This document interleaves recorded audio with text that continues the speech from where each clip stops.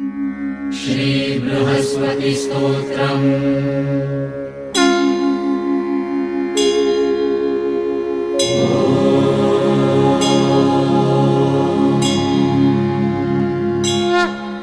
अस्य श्रीबृहस्पतिस्तोत्रस्य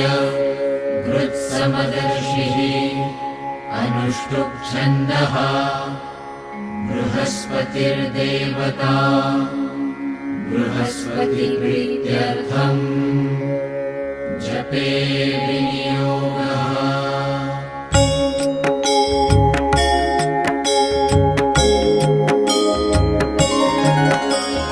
गुरुर्बृहस्पतिर्जीवः सुराचार्यो गिदाम्बरः वागीशोऽधीषणो दीर्घश्मश्रु पीताम्बरो युवा सुधादृष्टिर्ग्रहाधीशो ग्रहपीडापहारकः दयाकरः सौम्यमूर्तिः सुरार्चत्कुड्मलद्युतिः लोकपूज्यो लोकगुरुः नीतिज्ञो नीतिकारकः नानापतिश्चाङ्गिरसो वेदवैद्यपितामहः भक्त्या बृहस्पतिं स्मृत्वा नामान्येतानि यः पठेत् करोति बलवान् श्रीमान् पुत्रवान् स भवेन्नरः जीवेद्वर्षशतं मर्त्यो पापं नश्यति नश्यति यः पूजयेत् गुरुदिने पीतगन्धाक्षताम्बरैः पुष्पदीपोपहारैश्च पूजयित्वा बृहस्पतिम् ब्राह्मणान् भोजयित्वा च पीडाशान्तिर्भवेत् गुरोः। गुरुर्बृहस्पतिर्जीवः सुराचार्यो गिदाम्बरः वागीशोऽधीषणो दीर्घश्मश्रु पीताम्बरो युवा सुधादृष्टिर्ग्रहाधीशो ग्रहपीडापहारकः दयाकरः सौम्यमूर्तिः सुरार्चत्कुड्मलद्युतिः लोकपूज्यो लोकगुरुः नीतिज्ञो नीतिकारकः नानापतिश्चाङ्गिरसो वेदवैद्यपितामहः भक्त्या बृहस्पतिं स्मृत्वा नामान्येतानि यः पठेत् करोति बलवान् श्रीमान् पुत्रवान् स भवेन्नरः जीवेद्वर्षशतं मर्त्यो पापं नश्यति नश्यति यः पूजयेत् गुरुदिने पीतगन्धाक्षताम्बरैः पुष्पदीपोपहारैश्च पूजयित्वा बृहस्पतिम् ब्राह्मणान् भोजयित्वा च पीडाशान्तिर्भवेत् गुरोः। गुरुर्बृहस्पतिर्जीवः सुराचार्यो गिदाम्बरः वागीशोऽधीषणो दीर्घश्मश्रु पीताम्बरो युवा सुधादृष्टिर्ग्रहाधीशो ग्रहपीडापहारकः दयाकरः सौम्यमूर्तिः सुरार्चत्कुड्मलद्युतिः लोकपूज्यो लोकगुरुः नीतिज्ञो नीतिकारकः नानापतिश्चाङ्गिरसो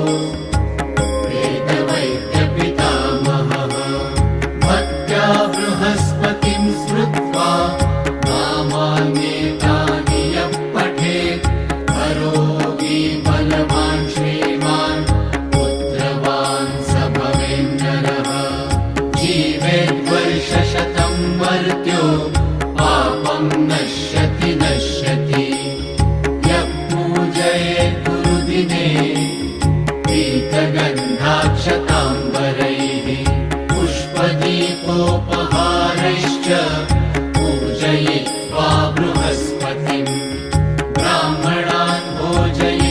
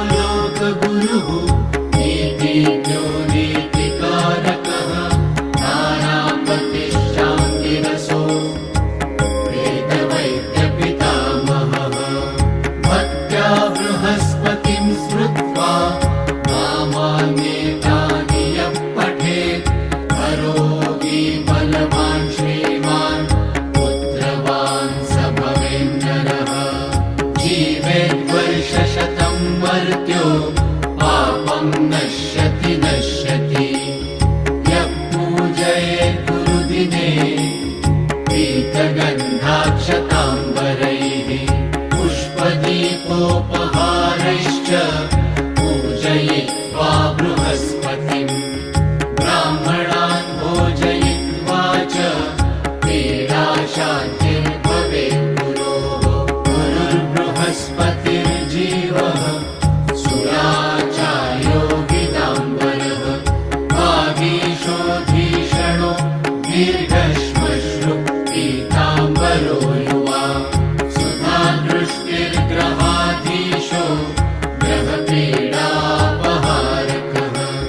दयाकरः सौम्यमूर्तिः सुरार्चत्कुड्मलद्युतिः लोकपूज्यो लोकगुरुः नीतिज्ञो नीतिकारकः नानापतिश्चाङ्गिरसो वेदवैद्यपितामहः भक्त्या बृहस्पतिं स्मृत्वा नामान्येतानि यः पठेत् करोति बलवान् श्रीमान् पुत्रवान् स भवेन्नरः जीवेद्वर्षशतं मर्त्यो पापं नश्यति नश्यति यः पूजयेत् गुरुदिने पीतगन्धाक्षताम्बरैः पुष्पदीपोपहारैश्च पूजयित्वा बृहस्पतिम् ब्राह्मणान् भोजयित्वा च पीडाशान्तिर्भवेत् गुरोः गुरुर्बृहस्पतिर्जीवः सुराचार्यो गिदाम्बरः वागीशोऽधीषणो दीर्घश्मश्रु पीताम्बरो युवा सुधादृष्टिर्ग्रहाधीशो ग्रहपीडापहारकः दयाकरः सौम्यमूर्तिः सुरार्चत्कुड्मलद्युतिः लोकपूज्यो लोकगुरुः नीतिज्ञो नीतिकारकः नानापतिश्चाङ्गिरसो वेदवैद्यपितामहः भक्त्या बृहस्पतिं स्मृत्वा नामान्येतानि यः पठेत् करोति बलवान् श्रीमान् पुत्रवान् स भवेन्नरः जीवेद्वर्षशतं मर्त्यो पापं नश्यति नश्यति यः पूजयेत् गुरुदिने पीतगन्धाक्षताम्बरैः पुष्पदीपोपहारैश्च पूजयित्वा बृहस्पतिम् ब्राह्मणान् भोजयित्वा च पीडाशान्तिर्भवेत् गुरोः गुरुर्बृहस्पतिर्जीवः सुराचार्यो गिदाम्बरः वागीशोऽधीषणो दीर्घश्मश्रु पीताम्बरो युवा सुधादृष्टिर्ग्रहाधीशो ग्रहपीडापहारकः दयाकरः सौम्यमूर्तिः सुरार्चत्कुड्मलद्युतिः लोकपूज्यो लोकगुरुः नीतिज्ञो नीतिकारकः नानापतिश्चाङ्गिरसो वेदवैद्यपितामहः भक्त्या बृहस्पतिं स्मृत्वा नामान्येतानि यः पठेत् करोति बलवान् श्रीमान् पुत्रवान् स भवेन्नरः जीवेद्वर्षशतं मर्त्यो पापं नश्यति नश्यति यः पूजयेत् गुरुदिने पीतगन्धाक्षताम्बरैः पुष्पदीपोपहारैश्च पूजयित्वा बृहस्पतिम् ब्राह्मणान् भोजयित्वा च पीडाशान्तिर्भवेत् गुरोः गुरुर्बृहस्पतिर्जीवः सुराचार्यो गिदाम्बरः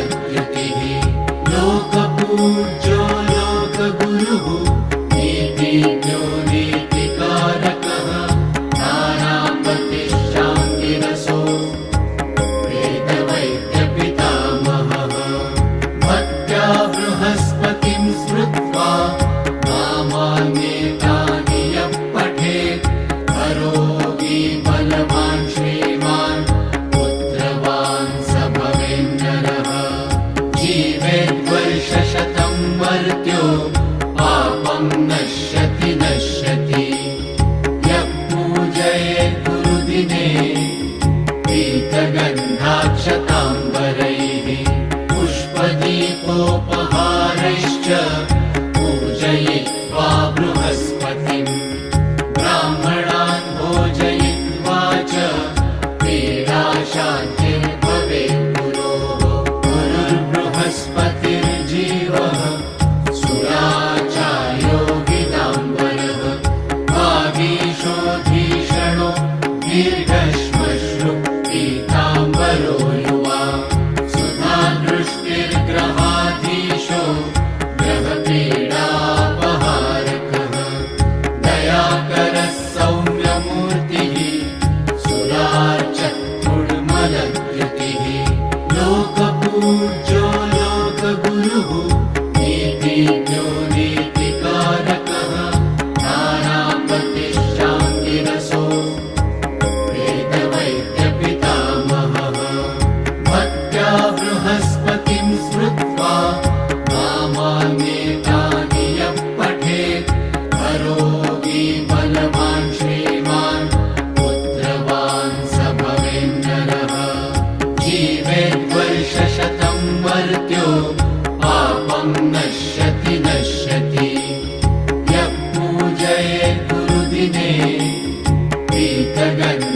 पीतगन्धाक्षताम्बरैः पुष्पदीपोपहारैश्च पूजयित्वा बृहस्पतिम् ब्राह्मणान् भोजयित्वा च पीडाशान्तिर्भवेत् गुरोः गुरुर्बृहस्पतिर्जीवः सुराचार्यो गिदाम्बरः वागीशोऽधीषणो दीर्घश्मश्रु पीताम्बरो युवा सुधादृष्टिर्ग्रहाधीशो ग्रहपीडापहारकः दयाकरः सौम्यमूर्तिः सुरार्चत्रुर्मलद्युतिः लोकपूज्यो लोकगुरुः नीतिज्ञो नीतिकारकः नानापतिश्चाङ्गिरसो वेदवैद्यपितामहः भक्त्या बृहस्पतिं स्मृत्वा नामान्येतानि यः पठेत् करोति बलवान् श्रीमान् पुत्रवान् स भवेन्नरः जीवेद्वर्षशतं मर्त्यो पापं नश्यति नश्यति यः पूजयेत् गुरुदिने पीतगन्धाक्षताम्बरैः पुष्पदीपोपहारैश्च पूजयित्वा बृहस्पतिम् ब्राह्मणान् भोजयित्वा च पीडाशान्तिर्भवेत् गुरोः गुरुर्बृहस्पतिर्जीवः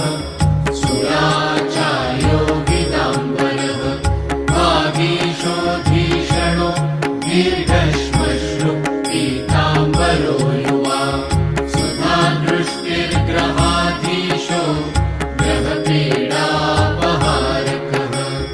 दयाकरः सौम्यमूर्तिः सुरार्चत्रुर्मलद्युतिः लोकपूज्यो लोकगुरुः नीतिज्ञो नीतिकारकः नानापतिश्चाङ्गिरसो वेदवैद्यपितामहः भक्त्या बृहस्पतिं स्मृत्वा नामान्येतानि यः पठेत् करोति बलवान् श्रीमान् पुत्रवान् स भवेन्नरः जीवेद्वर्षशतं मर्त्यो पापं नश्यति नश्यति यः पूजयेत् गुरुदिने पीतगन्धाक्षताम्बरैः पुष्पदीपोपहारैश्च पूजयित्वा बृहस्पतिम् ब्राह्मणान् भोजयित्वा च पीडाशान्तिर्भवेत् गुरोः गुरुर्बृहस्पतिर्जीवः सुराचार्यो गिदाम्बरः वागीशोऽधीषणो दीर्घश्मश्रु पीताम्बरो युवा सुधादृष्टिर्ग्रहाधीशो ग्रहपीडापहारकः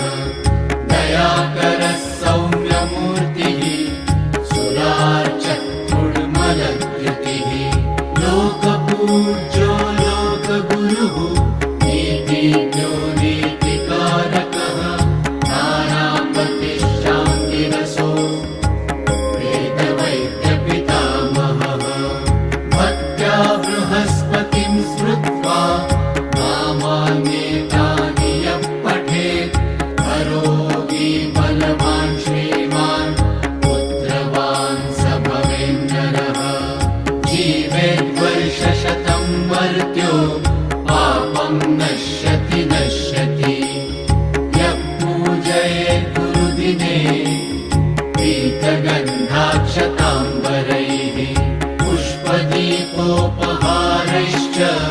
पूजयित्वा बृहस्पतिम् ब्राह्मणान् भोजयित्वा च पीडाशान्तिर्भवेत् गुरोः गुरुर्बृहस्पतिर्जीवः सुराचार्यो गिदाम्बरः वागीशोऽधीषणो दीर्घश्मश्रु पीताम्बरो युवा सुधादृष्टिर्ग्रहाधीशो ग्रहपीडापहारकः दयाकरः सौम्यमूर्तिः सुरार्चत्कुड्मलद्युतिः लोकपूज्यो लोकगुरुः नीतिज्ञो नीतिकारकः नानापतिश्चाङ्गिरसो वेदवैद्यपितामहः भक्त्या बृहस्पतिं स्मृत्वा नामान्येतानि यः पठेत् करोति बलवान् श्रीमान् पुत्रवान् स भवेन्नरः जीवेद्वर्षशतं मर्त्यो